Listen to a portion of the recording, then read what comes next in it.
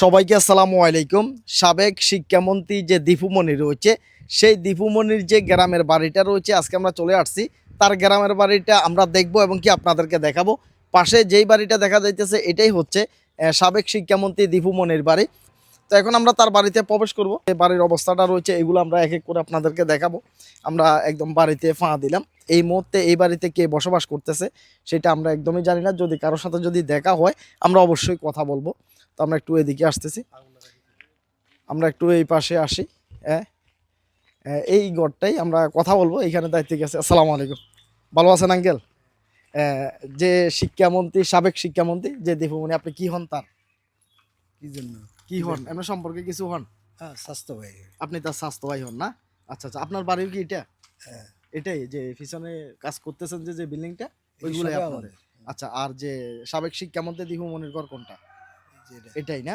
এটা কি ভাঙচুর করছে, ফুটছে এরকম? হ্যাঁ, ফুটছে না? আচ্ছা আচ্ছা, এই যে কাজ দেখা যাইতেছে ভাঙচুর করছে।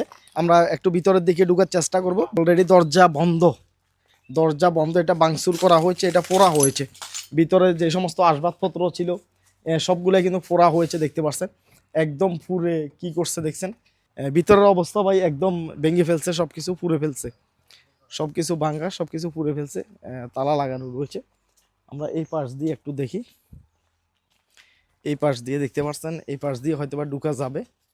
ভিতরে যাই জিনিস আছে একদম পুড়ে ফেলছে।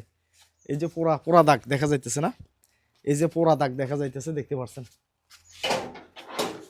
এই যে পোড়া দাগ দেখা যাইতেছে, আসেন আমরা একটু ভিতরের দিকে দেখি। পোড়া দাগ দেখা যাইতেছে।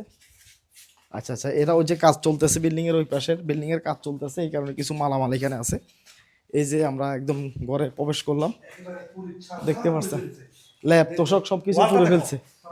ল্যাব তোষক সব পুড়ে ফেলছে, দেখতে পারতেছেন। ল্যাব তোষক সব পুড়ে ফেলছে, দেখতে পাচ্ছেন।